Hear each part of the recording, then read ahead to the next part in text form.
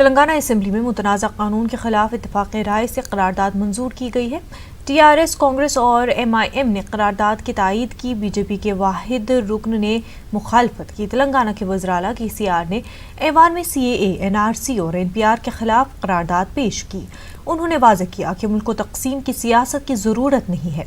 ऐसी तंग जहन सियासत की मुखालफत की ज़रूरत है। नाराज़गी को मुखालिफ मुल्क का करार नहीं दिया जा सकता, जो आजकल हो रहा है। चंद्रशेखर राव ने कहा कि ये सिर्फ मुसलमानों का ही मसला नहीं है, बल्कि पूरे मुल्क का मसला है। चंद्रशेखर राव ने मरकज़ के मुतराज़ा क़वानीन पर तशवीश का इजहार किया और कहा कि मरकज़ को चाहिए कि सीएए पर दोबारा नज़रसानी करे। वज़राला ने कहा कि मजहब की बुनियाद पर अवाम को तकसीम करने की कोशिश की जा रही है। मुल्क भर में फ़िरका वाराना माहौल पैदा करने, गोली मारो जैसे नारे दिए जा रहे हैं, जो अफसोसनाक अमल है। केसीआर ने इल्ज़ाम लगाया कि बीजेपी ने आर्जी सियासी फ़ायदे के लिए सीएए को सामने लाया है। अमली तौर पर इस कदम से सिवाय मजहबी खतूत पर लोगों की तकसीम के किसी भी तबके को फायदा नहीं मिलेगा। मरकज को चाहिए था कि वो इस मसले पर पार्लियामेंट में बिल की पेशकशी से कबल हर तबके की राय ले। ఇవన్నీ కూడా తమ తమ అసెంబ్లీలో తీర్మానాలు చేసి అంటే దేశం యొక్క సామాజిక భద్రత, దేశం యొక్క భవిష్యత్తులో మన భవిష్యత్తు కూడా ఇమిడి ఉంటుంది కాబట్టి ఆ నేషనల్ సోషల్ ఫ్యాబ్రిక్ దెబ్బతినకుండా ఉన్నానంటే ఏం చేయాలో తగు సూచన చేసే బాధ్యత మన మీద ఉంటుంది కాబట్టి ఈరోజు తమ అనుమతితో సభలో నేను తీర్మానం ప్రవేశపెట్టిన అధ్యక్ష. స్పష్టమైన అవగాహనతోనే ఈ సిఏఏని కానీ ఎన్పిఆర్ని కానీ ఎన్ఆర్సీని కానీ మేము వ్యతిరేకిస్తా ఉన్నాం. అంశమేమో ఇంత గంభీరమైంది, ఇది చిన్న విషయం కాదు. ఒకరికి కాదు, 130 కోట్ల మంది ప్రజలకు సంబంధించిన ఇష్యూ, దేశం యొక్క సోషల్ ఫ్యాబ్రిక్కి సంబంధించిన ఇష్యూ. ఈ సిటిజన్షిప్కు నువ్వు భారతీయునివా కాదా రుజువు చేసుకోవాలంటే ఓటర్ ఐడెంటిటీ కార్డు పనిచేయదు, డ్రైవింగ్ లైసెన్స్ పనిచేయదు, ఆధార్ కార్డు పనిచేయదు, రేషన్ కార్డు పనిచేయదు, చివరికి నీ పాస్పోర్ట్ పనిచేయదు. మరి ఏం పనిచేస్తుంది? దేశాన్ని ఏ ప్రభుత్వాన్ని, దేశ ప్రభుత్వాన్ని ఏ ఓటర్ ఐడెంటిటీ కార్డు అయితే ఎన్నుకున్నదో ఆ ఓటర్ ఐడెంటిటీ కార్డు పనికిరాని మరి మీ గవర్నమెంట్ ఉన్నదనుకోనా లేదనుకోనా? That's a big question. KCR ने मरकजी हुकूमत को निशाना बनाया है। उन्होंने कहा कि मरकजी वज़ीर दाखिला के कौल और उनके फ़ैल में तज़ाद नजर आता है। वज़ीर दाखिला कहते कुछ है, उनकी वजारत कुछ और कहती है। లాంటి అనేక కోటాను కోట్ల మందికి ఎవరికైతే బర్త్ సర్టిఫికేట్ లేదో వాళ్ళ పరిస్థితి ఏంది? That is a question, that is a point. అందుకే ఈ ప్రశ్న వస్తూ ఉంది. హోంమంత్రి గారు స్వయంగా చెప్తారు, నైనే हम एनआरसी नहीं करेंगे, सिर्फ एनपीआर करेंगे. ठीक बात है, फिर ये रिपोर्ट क्यों दिया आप?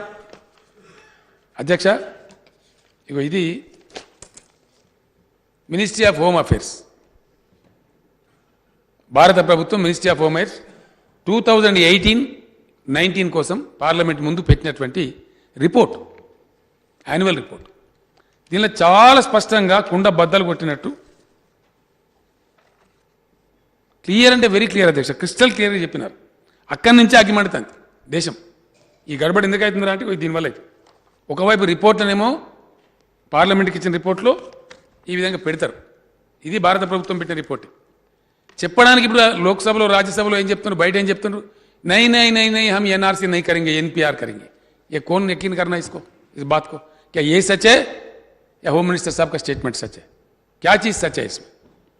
That is where people are raising doubts. KCR ने कहा कि इस कानून के जरिए दाल में कुछ काला है और हुकूमत सिर्फ एक तबके को सताना चाहती है.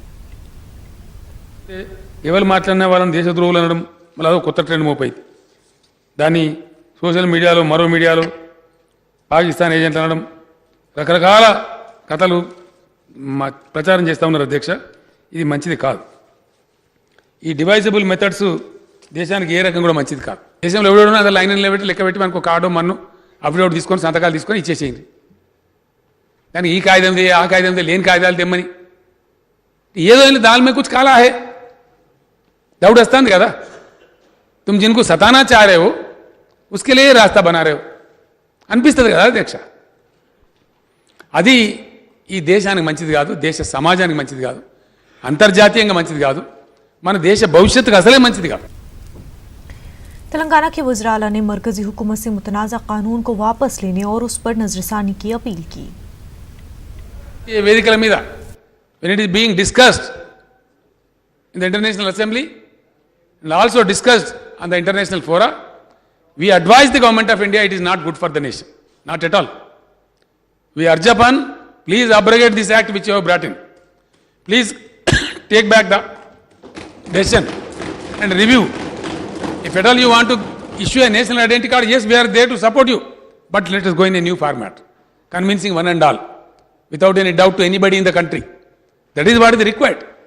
Our anxiety is, ప్రజలు క్షేమంగా సంతోషంగా మా దేశ ప్రభుత్వం మా కోసం పనిచేస్తున్నది, మాకు మంచి జరుగుతుంది అనే పద్ధతిలో ఉండాలి. కానీ మాకేమైనా ఇబ్బంది అయితే అని ప్రజలు అనుకునే పరిస్థితి జరుగుతున్నప్పుడు ఇది ఒక్క ఊర్లో జరుగుతలేదు అధ్యక్ష. కాబట్టి పద్ధతి కాదు. You take everybody in to confidence, please review the whole issue and come up with a new formula which is acceptable to one and all. That will be supported by everybody. అంతే తప్ప మేమేదో వ్యతిరేకించాలి కాబట్టి వ్యతిరేకించడం మరొకటో దురుద్దేశం మాకు లేదు. Telangana assembly में मजलिस के floor leader Akbaruddin Owaisi ने एनपीआर, एनआरसी और सीए के खिलाफ पेश करदा करारदाद के मुबाहिस में हिस्सा लेते हुए कहा कि ये तमाम कवानीन हिंदुस्तानी शहरियों की शहरियत ख़त्म करने और बैरूनी शहरियों को हिंदुस्तानी शहरियत फराहम करने से मुतल्लिक़ है. उन्होंने कहा कि ये मसला सिर्फ मुसलमानों का नहीं है, ये तमाम हिंदू, सिख, ख़ास तौर पर दलितों और अंग्रेजों का मसला है जो अपनी पैदाइश की सनद नहीं रखते. करारदाद मंजूर करने पर वज़ीर आला से इजहार तशक्कुर किया.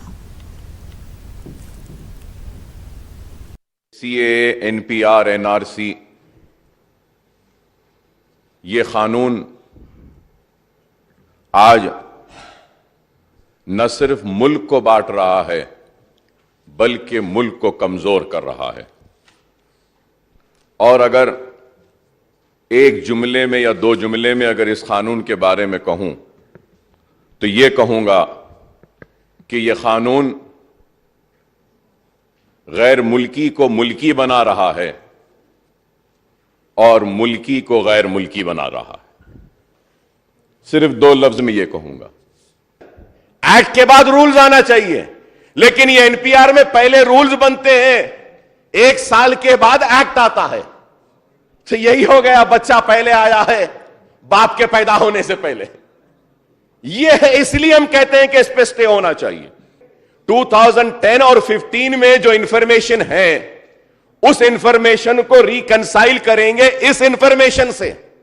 और अगर जो इंफॉर्मेशन आपने पहले दी है और ये इंफॉर्मेशन दोनों नहीं होगा, आर्टिफिशियल इंटेलिजेंस सॉफ्टवेयर के जरिए उसको डाउटफुल बना दिया जाएगा तो वो डाउटफुल हो जाएगा. He is going to become doubtful. तो ये कैसा कानून बनाए sir? Sir, this is why I say that we oppose this sir, कि जो डाउटफुल होगा उसको फॉरेन ट्रिब्यूनल में जाना पड़ेगा. फॉरेन ट्रिब्यूनल के बाद बोल रहे हैं कि उसके बाद में और दूसरे कोर्ट से, हाई कोर्ट से, सुप्रीम कोर्ट से. सर, डाउटफुल सिटीजन जब हो जाएंगे तो मुझे डाउटफुल सिटीजन कहा जा रहा है, मुझे फॉरेन सिटीजन नहीं कहा जा रहा है. तो फॉरेन ट्रिब्यूनल को फॉरेन सिटीजन जा सकता है, डाउटफुल सिटीजन नहीं जा सकता. Only foreigner can go to the foreign tribunal. So where would a doubtful citizen go? They are saying detention centers. Sir, detention centers bhi, sir, it is not that sir. Detention centers बोल रहे हैं, detention center में डालेंगे. Sir, we are the signatory of United Nations. Sir, detention center के ताल्लुक से क्या है? Detention center should not have more than 3,000 inmates. Detention center should have a school, a college. A detention center should have a hospital. Detention center should have 3 football field of open areas. Detention center, एक detention center के लिए 45 crore sir. And one inmate, an amount to be spent on one inmate has to be 1,500.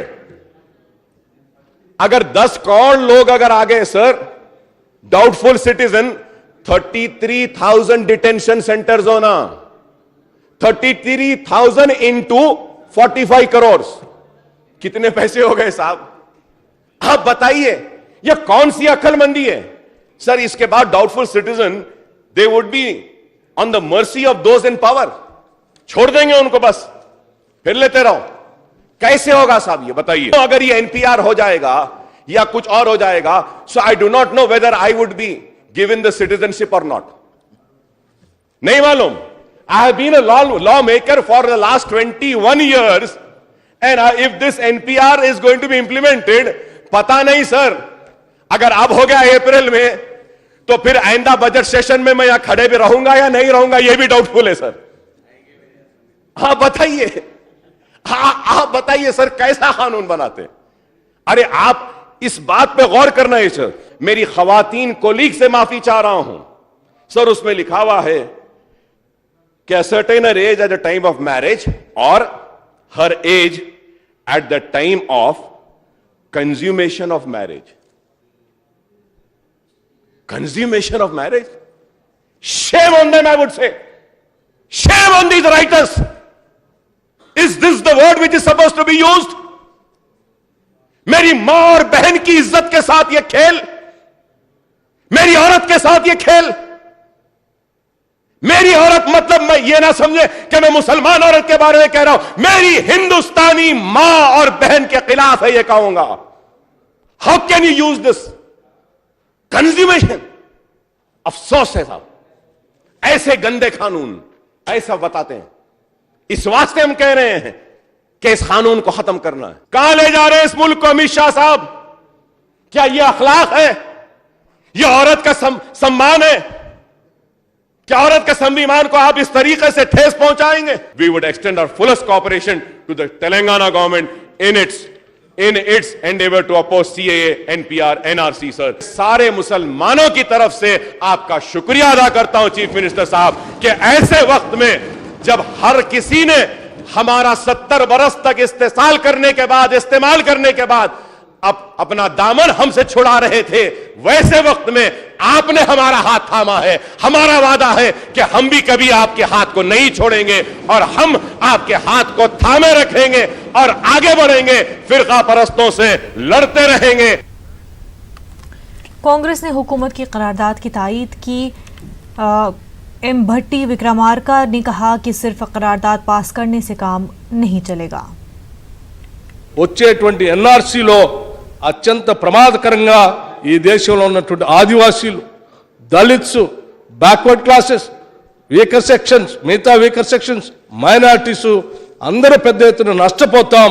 మేమందరం కూడా మా దేశం ఏంది అని చెప్పి ఎత్తుక్కోవాల్సినటువంటి ఒక దౌర్భాగ్యమైన పరిస్థితి మా అందరికీ ఏర్పడుతుంది। అప్పుడు మేము ఏ దేశానికి పోవాలో తెలియక ఆ డిటెన్షన్ సెంటర్స్లో బతకలేక చచ్చేటువంటి పరిస్థితి వస్తుంది। కాబట్టి అటువంటి పరిస్థితులు రానియకుండా మీరు చర్యలు తీసుకుంటారని ఆశిస్తూ ఈ తీర్మానాన్ని సమర్థిస్తూ ఈ జీవోని ఇష్యూ చేయాలని చెప్తూ సెలవు తీసుకుంటున్నాను। सीएए, एनआरसी और एनपीआर पर सियासत करने का इल्जाम लगाया। उन्होंने कहा कि अगर किसी हिंदुस्तानी की शहरियत इस कानून से जाएगी तो वो असेंबली छोड़ देंगे। बीजेपी लीडर की हंगामा आराई के दौरान ही ऐवान में करारदाद मंजूर की गई। इनको सिटीजनशिप देने का एक्ट है अध्यक्षा, इनको भारत की नागरिकता देने का एक्ट है अध्यक्षा। लेकिन हमारे यहां के राजनेता हैं, विधानसभा में खड़ा होकर कहना चाहूंगा कि मैं ये तेलंगाना छोड़कर बाहर चले जाऊंगा अध्यक्षा। अगर किसी एक व्यक्ति को भी अगर इस एक्ट की वजह से प्रॉब्लम आती है, सिटीजन अमेंडमेंट एक्ट की वजह से अगर किसी को भी प्रॉब्लम आती है, तो राजा सिंह मेरे पद को इस्तीफा देकर मैं यहां से चले जाऊंगा अध्यक्ष। तेलंगाना असेंबली के स्पीकर बी श्रीनिवास ने ऐवान में इत्तेफाक़ राय से करारदाद मंजूर करने का ऐलान किया। The government resolution is before. Discussion on government resolution is over. The government resolution is before the House. Those who are for the resolution, please say yes. Those who are against, please say no. Yes, have it. Yes, have it. The resolution is adopted. मजलिस बचाओ तहरीक के तर्जुमान अमजदुल्ला खालिद ने कहा कि Telangana assembly में NPR पर रोक लगाने का जिक्र नहीं किया गया। उन्होंने इल्ज़ाम लगाया कि केसीआर ने अवाम को बेवकूफ़ बनाया। अकबर ओवैसी ने इसकी गवाही दी। इसमें कहीं पर भी 6 पेज के रेजोल्यूशन में ये वाजे नहीं है कि we are going to put up a stay on NPR. जो 1 अप्रैल से एनपीआर होने वाला है वो एनपीआर के ऊपर हम स्टे लगाते हैं बोलकर आज के तेलंगाना के रेजोल्यूशन में कहीं भी जिक्र नहीं किया गया है। कहीं पर भी अकबरुद्दीन ओवैसी की तकरीर में भी ये वाजे नहीं है कि एनपीआर का जो काम 1 अप्रैल से चालू होने वाला है उसको छोड़ दिया जाए।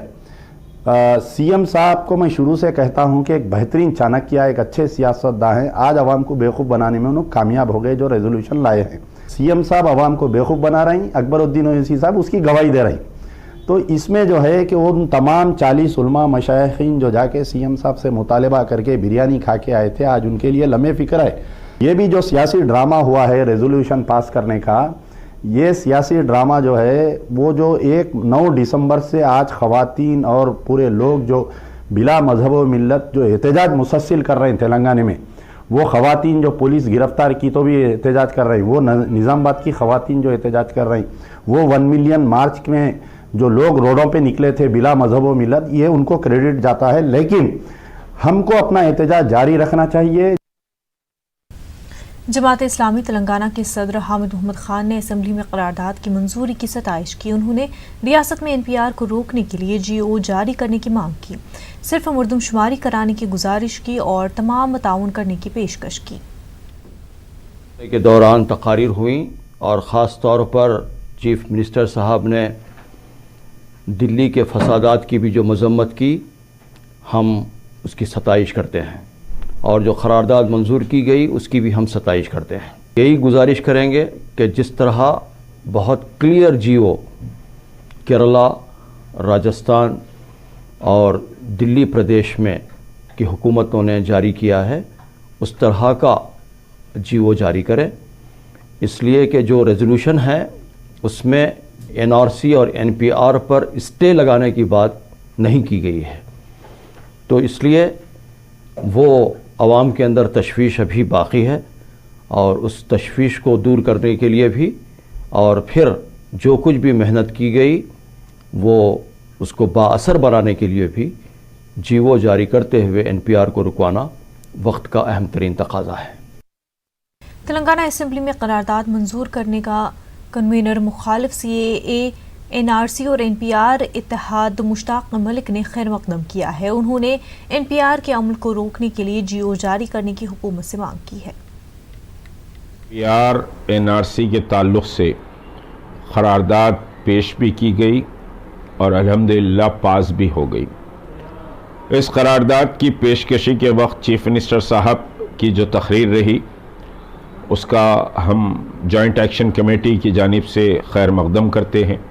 अभी महसूस की जा रही है हमारी तरफ से कि तमाम कलेक्टर्स को ऑलरेडी ये ऑर्डर दिए जा चुके हैं कि सेंसस और एनपीआर होगा और उस सिलसिले में ट्रेनिंग कैंप्स भी शुरू किए जा चुके हैं। हुकूमत को चाहिए कि वो एक जीओ जारी करे कि एनपीआर को कंडक्ट नहीं किया जाएगा, सेंसस को इसी फॉर्म में सेंसस और एनपीआर का काम रोक दिया जाएगा।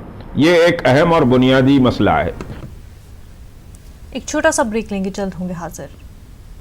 आंध्र प्रदेश हुकूमत ने रियासती इलेक्शन कमीशन की जानिब से कोरोना वायरस के बाइस लोकल बॉडी इलेक्शन को 6 हफ्तों के लिए मुलतवी करने के फैसले को सुप्रीम कोर्ट में चैलेंज किया है। अर्जी में रियासती इलेक्शन कमीशन के फैसले को रद्द करने की अपील की गई है।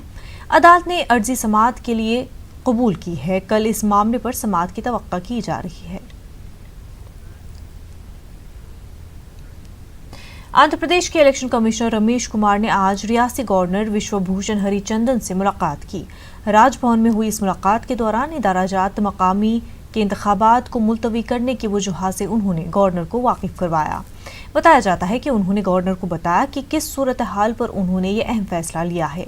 इदारा-जात मकामी के इंतखाबात को मुलतवी करने इलेक्शन कमिश्नर के फैसले पर नाराजगी का इजहार करते हुए वज़ीर-ए-आला वाई.एस. जगनमोहन रेड्डी ने गवर्नर से शिकायत की थी, जिसके बाद गवर्नर ने इलेक्शन कमिश्नर को राजभवन तलब करते हुए इस सिलसिले में तफसीलात देने की ख्वाहिश की थी। वाज़ेह है कि मिस्टर कुमार ने रियासत में कोरोना वायरस के सबब रियासत में मकामी इदारा-जात इंतखाबात को 6 हफ्तों के लिए मुलतवी करने का ऐलान किया है, जिसकी हुकूमत की मुखालफत की है और अपोजिशन ने खैर मकदम किया है।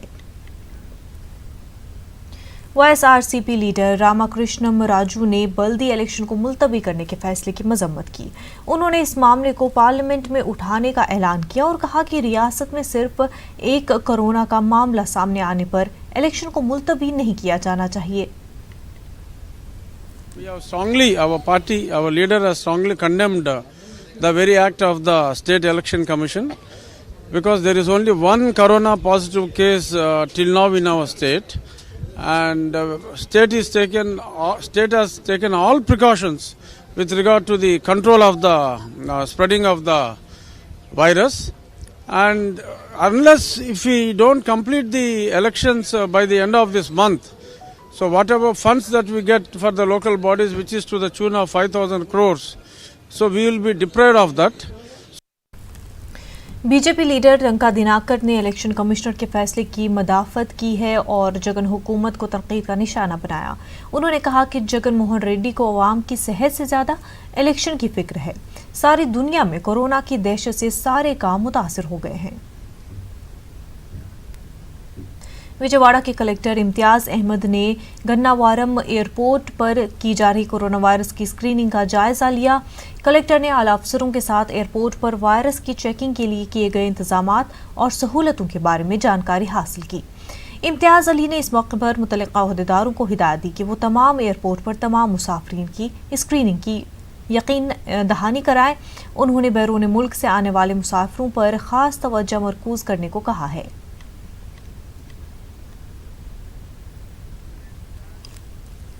बुलेटिन में फिलहाल इतना ही। आदाब।